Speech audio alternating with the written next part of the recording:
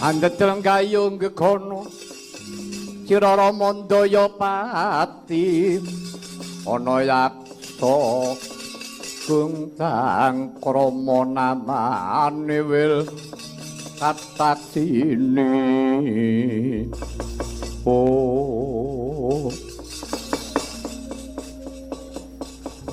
Yayi Narpati Sugriwa inggih sinuwun kula ingkang sowan katone sira sak kelibatan kaya mentas Pancakara. Inggih, sinuwun. Estine manah kula badhe methukaken kridhanipun Kumbakarna ingkang badhe nungka kundur panjenengan saking Alengka. Nanging nyatanipun sinuwun, aduh. Kula kasoran nandingi kridhanipun Kumbakarna tetela sekti mandraguna sinuwun. Kapejahana sendika ndherek kula boten saged nyembadani kaliyan Kumbakarna. Ya wis Yayi Narpati ora dadi ngopo. Gunawan kula wonten timbalan iki ngadhamu coba maju lungguhmu Yayi.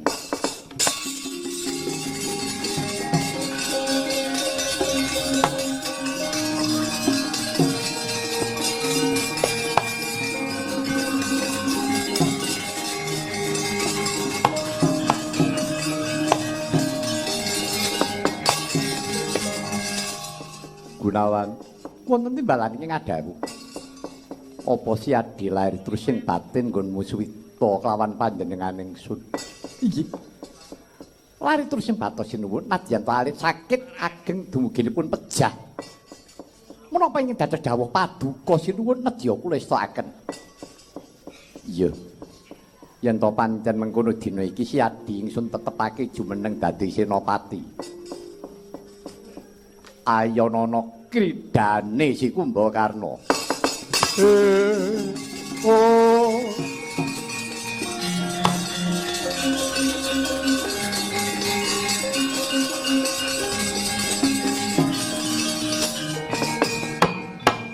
nggih Gunawan. Inggih. Sinuwun. Menawi kepareng paduka sinuwun. Kula kedah jumeneng dados senopati. Inggih. Kula istakaken sinuwun. Nyuwun tambahi berkah pangestu. Mugi-mugi kula saged mestuti sak dawuh paduka sinuwun. Sing ati-ati muga-muga unggul yudamana madyaning palagan. Oh.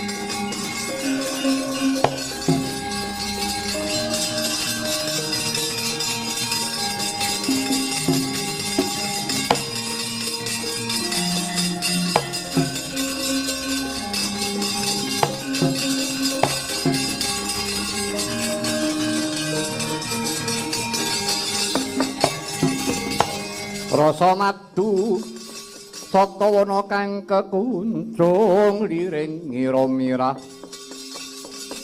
manis merak ati malatkung miring tuwuh jayeng tirta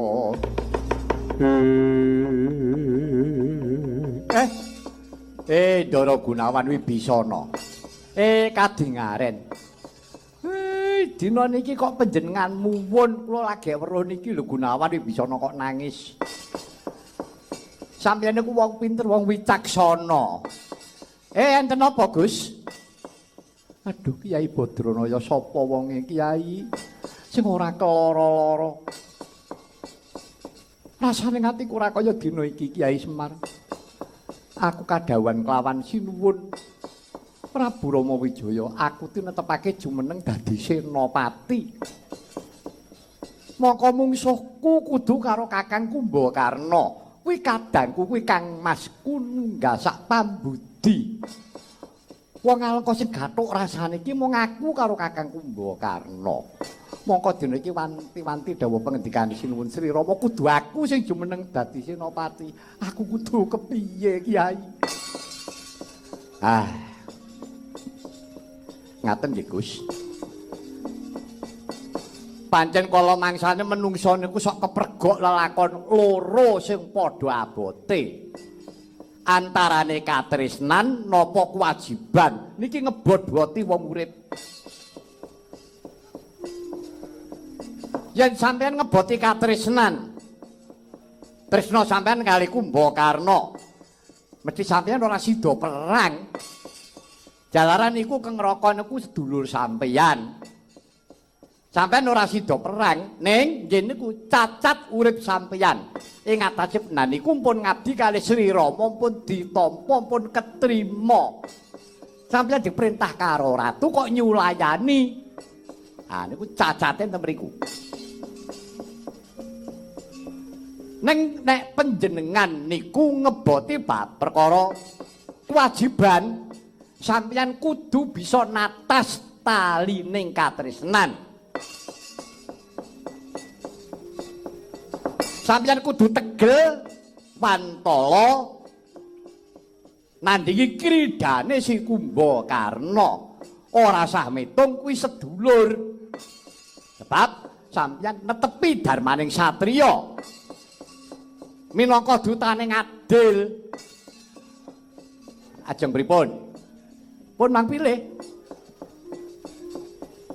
Pilihane nggih mung niku wau. Ajeng pripun? Ora. Lelakon sampeyan nggih mung loro niki wau. Mang pilih. Katresnan apa kewajiban? Mareka den prayitna. Semenurute eka bali.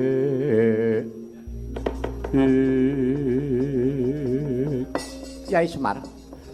Bareng tak pikir-pikir kaya bener pangandikamu.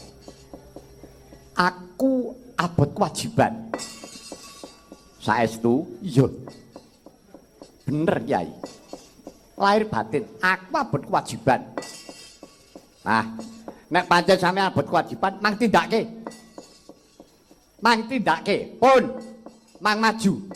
Nek sampeyan ikhlas rila lahir batin, mengkira enten pituduh. Ra enten pituduh enten mergane. Pun to mang percaya kalih kula, iya Kyai.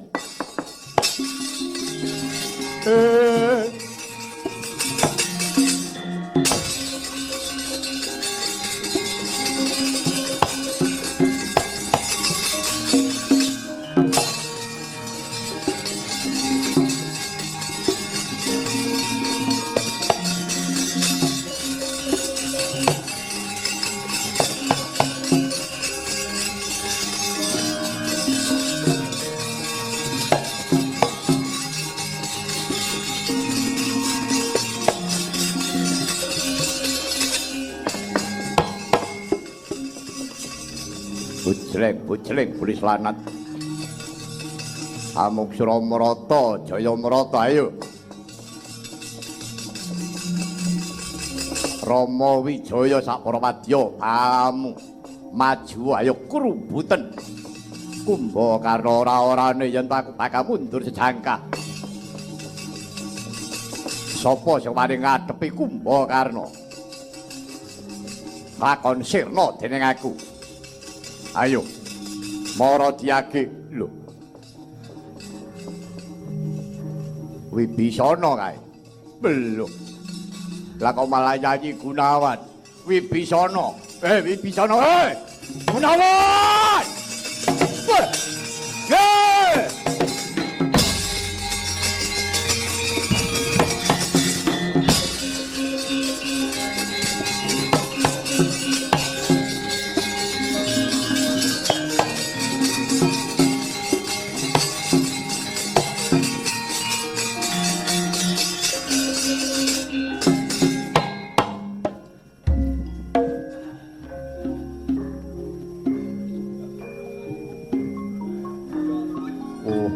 Gunawan, lelakon kok kaya mengkene iki kepriye Wibisana? Adikku adikku. Kepiye lelakonmu karo lelakonku kok dadi kaya mengkene kowe dhewe sing methukake aku. Iki kek lelakon kepriye Wibisana? Aduh Kang Mas. Jiwa sesembahan kula Kang Mas, awrat raos sing manah kula anggen kula badhe ngaturaken pangunek-uneking manah kula dumateng paduka Kakang Mas.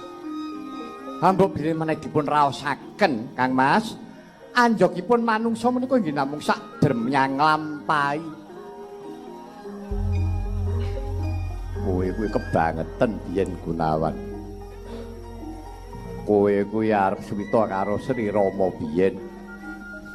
Aku arep melu kowe ora entuk. Banjur aku mutung, aku tapa turu ning sukuning Gunung Goh Karna. Pancen jroning atiku aku ora pati-pati nglilir yen to dewane ngabdi lan bebener durung medhun ning alengka ngadili wong kang angkara murka. Lah kok tibake jebul aku digugah karo Ndrajit ngadhep ana ngersane Kakang Prabu Dasamuka dadi ning lelakonmu kaya mengkene Gunawan.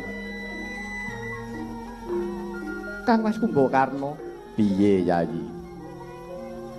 Inggih, ing angkah kula rikala semanten nanipun Kang Mas badhe nyarirani kempakayan Sri Rama Menika kula mboten rira jalaran.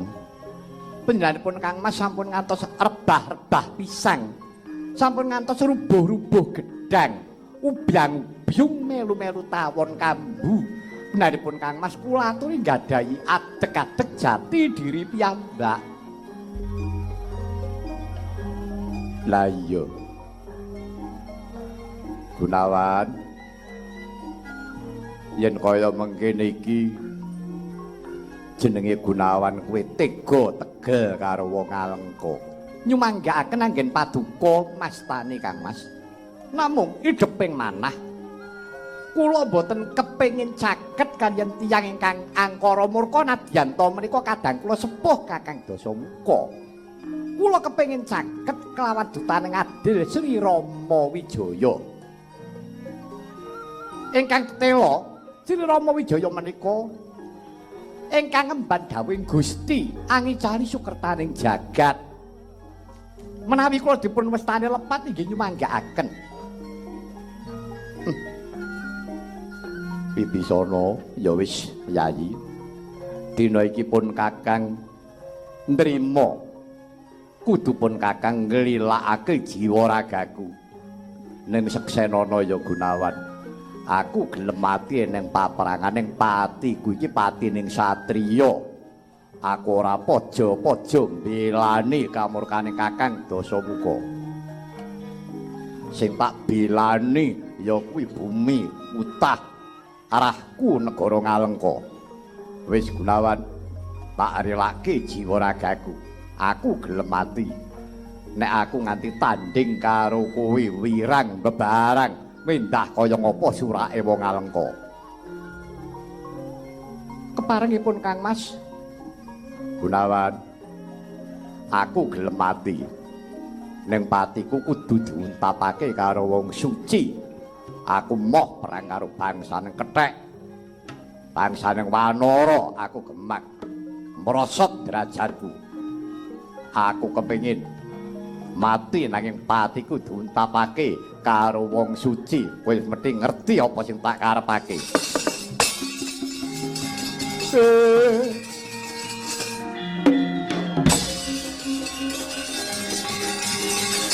Ah!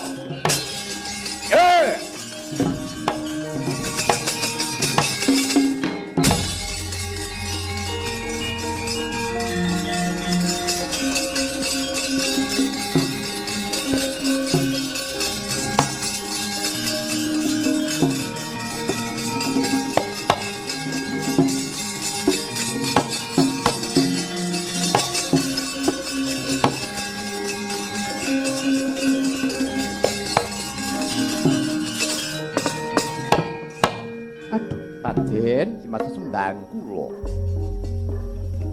Sewu kalepatan kula diagung pangaksama paduka Raden Lesmana Widada. Iya kepiye Yayi Gunawan? Iki persajan kemawon. Mestinipun paduka Raden iki saged ngraosaken kados menapa awrating manah kula menawi to kula kedah nandingi kridhanipun Kakang Kumbakarna. Namung kemawon Raden, kula sampun nampi sasmitanipun Kakang Kumbakarna. Kakang Kumbakarna ngrilakaken sugengipun.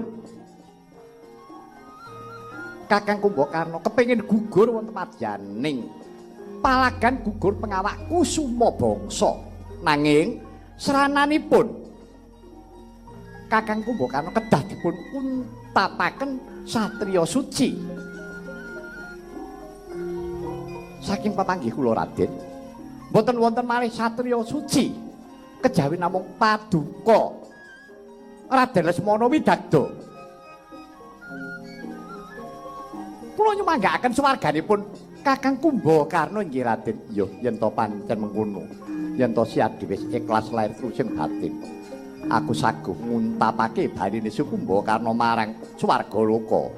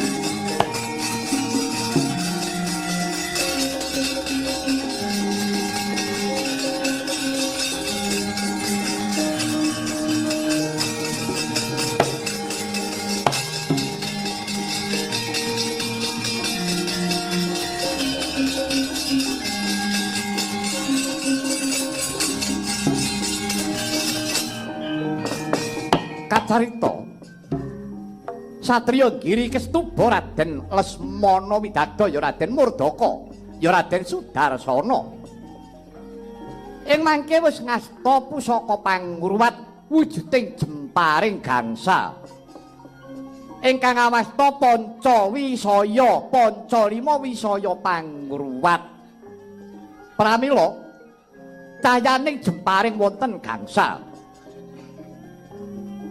cahya ireng abang kuning putih ingkang sajuga cahyane manca warna ingkang sekawan cahya ireng abang kuning putih kinarya ngruwat marang kanepsane Sang Kumbakarna ingkang sajuga ingkang cahyane manca warna kinarya ngruwat marang sukmane Sang Kumbakarna sekawan ingkang lumpas sesarengan tumancep jajanira Sang Kumbakarna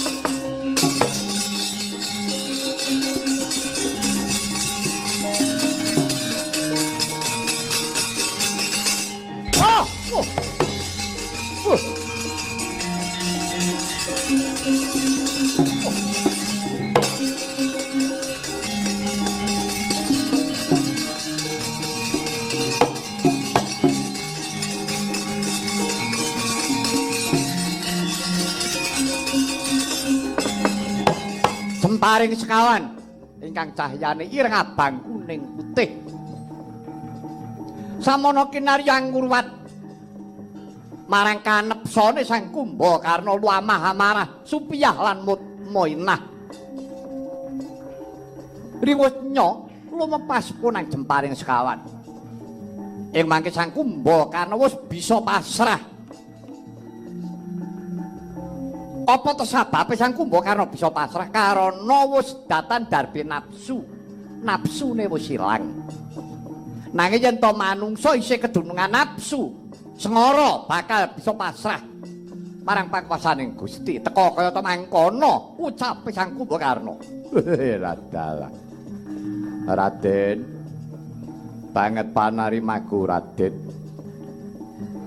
pancen tajab rina pantaraning wengi muga kowe bisa ngruwat sukertaning uripku ning alam pepadang iki bareng aku wis mbok ruwat kanthi pusakamu katon padang trawangan rasaning atiku kaya aku wis bisa luar saka bebandaning ngercapada sing kahanane sarwa lelamisan iki wis Raden aja nganti kesuwen hingga pungkasana uripku iki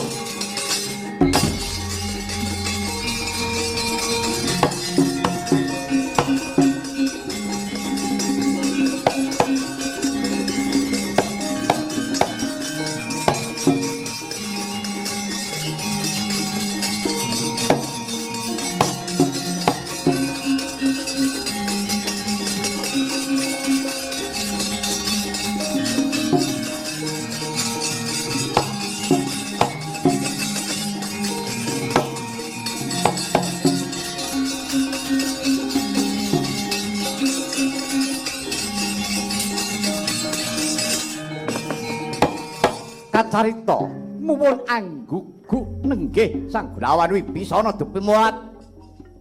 Gilang-gilang ayone jerbabah. Sang Kumba karna rebah kaya gunung jugruk. Ciptaning galih Gunawan Wibisana datan Wantala amulat marang konarpan ora ingkang raka ing cipta nedya rinukti ica saking Pandulu.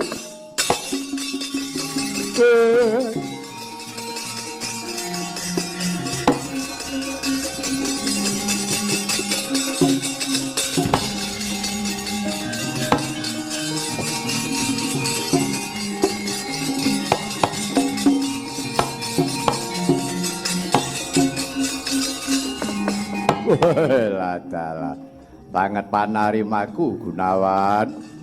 Si Adi bisa nguntapake pun Kakang bali marang loka baka nanging yayi drenging atiku urung lega rasane atiku yen to aku iki ora bebarengan karo kowe Gunawan. Nadyan to aku iki wis ana ing alam mantara, aku isih ngenteni karo kowe Gunawan. Kapan bisa ketemu meneh ya Di?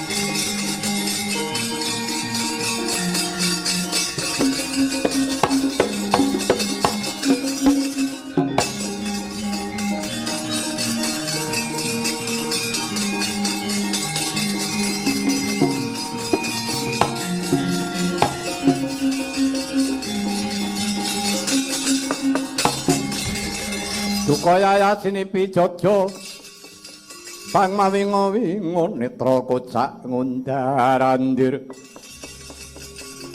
utanani rombranang pindha kentang ora waribang. Waduh ketiwasan